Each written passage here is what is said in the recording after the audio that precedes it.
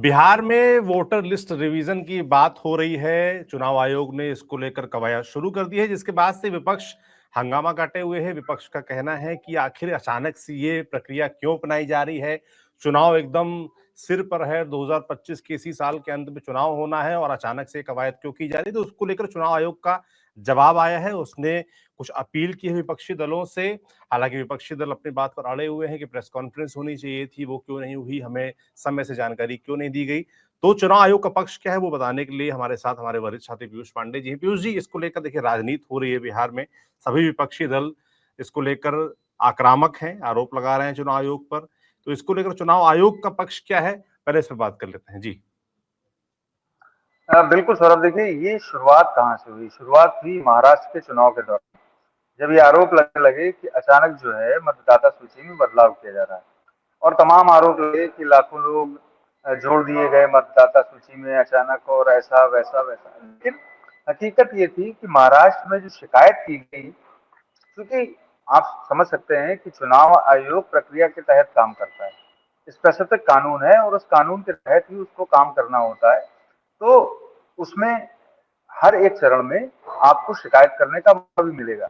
अगर आपको ये लगता है कि, यानी कि एक सामान्य व्यक्ति को, अगर राजनीतिक दल शिकायत नहीं कर रहा है तो सामान्य व्यक्ति भी शिकायत कर सकता है कि पूरे राज्य में जो मतदाता सूची है उसमें अमुक लोग जो हैं वो फर्जी हैं या फर्जी जोड़े हैं, और उस शिकायत पर तत्काल कार्रवाई करनी होती है चुनाव आयोग को। अगर राज्य चुनाव आयोग उस पर कार्रवाई नहीं करता तो फिर उसके बाद सेंटर में जो भारत का चुनाव आयोग है, निर्वाचन आयोग है, वो एक्शन लेता है।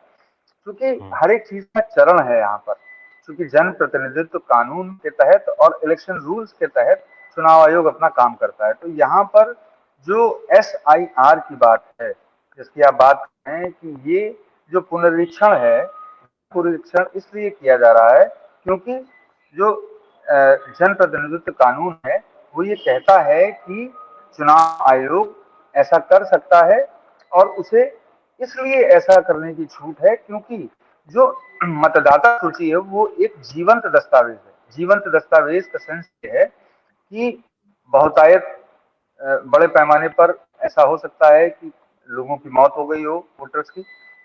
मतलब बिहार में मान लीजिए कि 8 करोड़ के करीब वोटर हैं।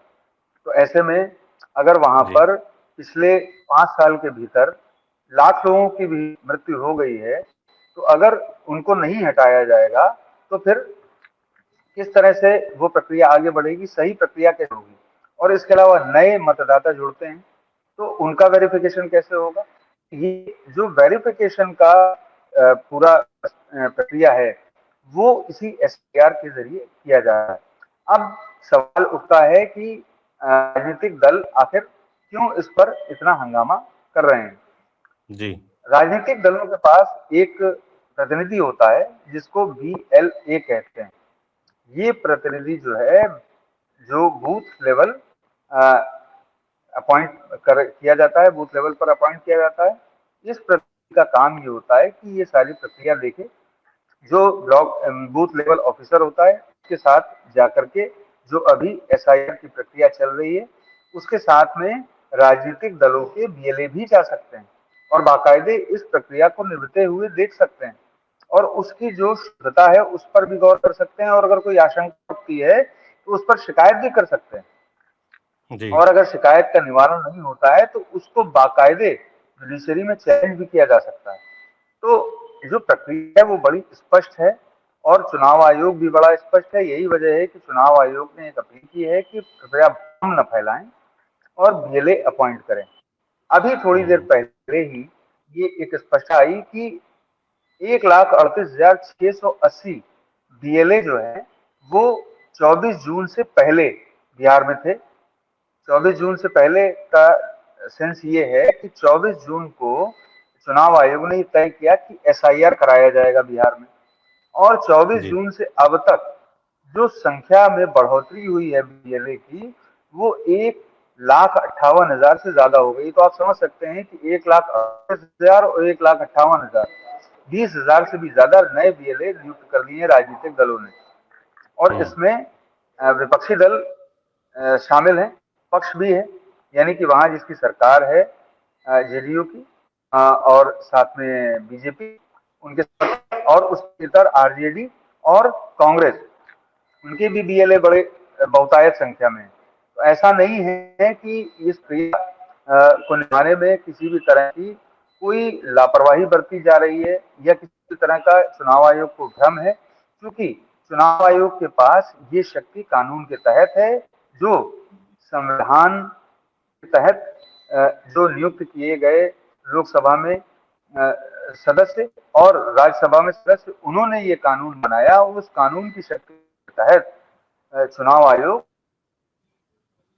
ये प्रक्रिया निभाता है। और जो आरोप लग रहे हैं वो राजनीतिक आरोप है। राजनीतिक आरोप इसलिए माने जा सकते हैं क्योंकि जो केंद्र है वो वहां पर भाजपा शासित है, और जो मौजूदा समय बिहार में सत्ताधारी दल है जेडीयू, उसका समर्थन बीजेपी की ओर से किया जाता है।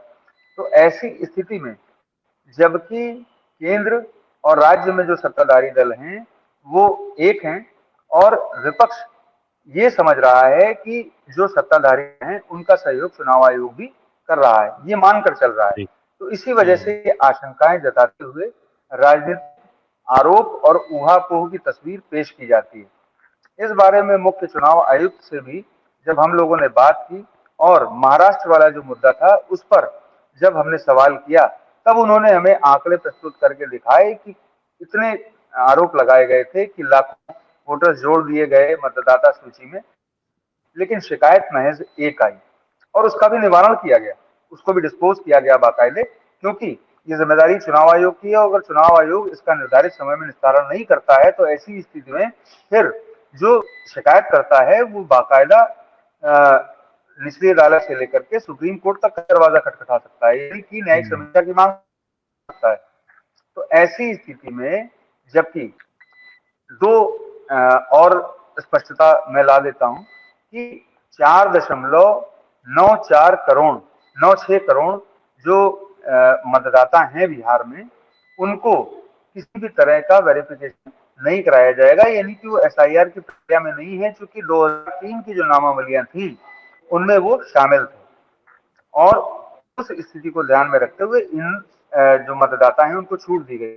शेष जो रह जाते हैं, अभी जनवरी में जो घोषणा की गई थी चुनाव आयोग की तरफ से कि 7.80 करोड़ मतदाता कुल बिहार में हैं, तो अब जब नए मतदाता सूची आएगी तो ये संख्या बढ़ भी सकती है। तो जाहिर सी बात है कि जो नए मतदाता जुड़े और जो नहीं रहे, और या फिर जिन मामलों में विसंगतियां थी, उन सभी को एसआईआर प्रक्रिया के तहत दूर किया जाएगा, और सभी विसंगतियों को दूर करने और सभी शिकायतों को दूर करने के साथ ही चुनाव आयोग इस प्रक्रिया को निभाता है।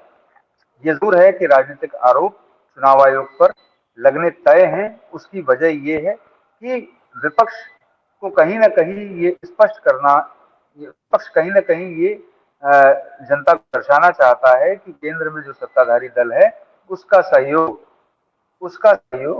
चुनाव आयोग कर रहा है, क्योंकि वो केंद्र में सत्ताधारी दल जेडीयू का सहयोग बिहार में कर रहा है। तो ये स्थितियां हैं और इन स्थितियों के चलते राजनीतिक आरोप लगाए जा रहे हैं, और राजनीतिक आरोप प्रत्यारोप के बीच चुनाव आयोग भी अपनी भूमिका को स्पष्ट करते हुए चल रहा है। जी सौरभ।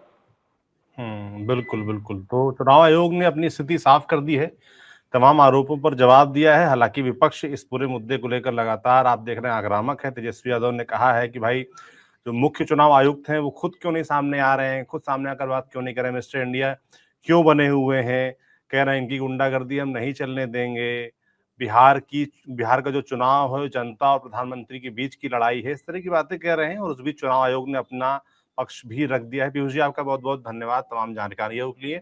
सर मैं आपको एक जवाब मैं आपको और देना चाहूंगा इस मसले पर कि जो तेजस्वी यादव बोल रहे हैं, तेजस्वी यादव को बाकायदे चुनाव आयोग ने आमंत्रित किया, आप आकर अपनी शिकायत हमें बताएं, लेकिन चुनाव आयोग की ओर से जो आधिकारिक जवाब हमारे पास आया है कि तेजस्वी यादव की तरफ से अभी तक 30 जून को शाम 5 बजे तेजस्वी यादव को निमंत्रित किया गया था बाकायदा चुनाव आयोग की तरफ से कि आप आए और हमारे सामने अपनी शिकायत और जो भी समस्या है वो रखें। लेकिन तेजस्वी यादव या अन्य जो विपक्षी दलों के नेता हैं, वो चुनाव आयोग जाने से कतरा रहे हैं और जो सार्वजनिक स्थल है जहां पर वो एक तरह से आरोप प्रत्यारोप करके अपनी भूमिका को मजबूत कर सकते हैं, अपने वोट बैंक को मजबूत कर सकते हैं, या जो सामने सत्ताधारी दल है उस पर जो आरोप प्रत्यारोप है वो कर सकते हैं। उन आधारों को ध्यान में रख करके वो सार्वजनिक आरोप प्रत्यारोप तो कर रहे हैं, लेकिन चुनाव आयोग के पास नहीं जा रहे हैं।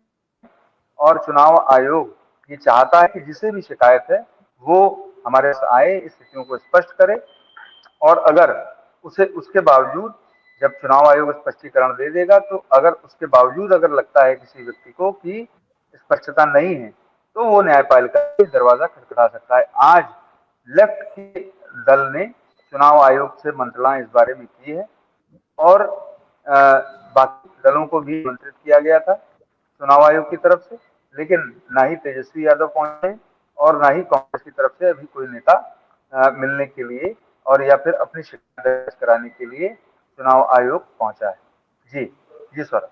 बिल्कुल बिल्कुल, तो इसको भी देखने वाला होगा कि क्या वाकई चुनाव आयोग तक कोई पहुंचता है, क्या न्यायालय का दरवाजा कोई खटखटाता है। तो ये सब देखने वाली चीजें होंगी। बाकी ये राजनीति है और राजनीति के बाद चुनाव आयोग की तरफ से उनका पक्ष रखा गया। पीयूष जी, आपका बहुत बहुत धन्यवाद तमाम जानकारियों के लिए। बाकी बिहार चुनाव है और उससे जुड़ी राजनीतिक जानकारी तो आप तक हम पहुंचा ही रहे हैं, चुनाव आयोग का पक्ष भी पहुंचा दिया। आप देखते रहिए टीवी 9 डिजिटल। शुक्रिया।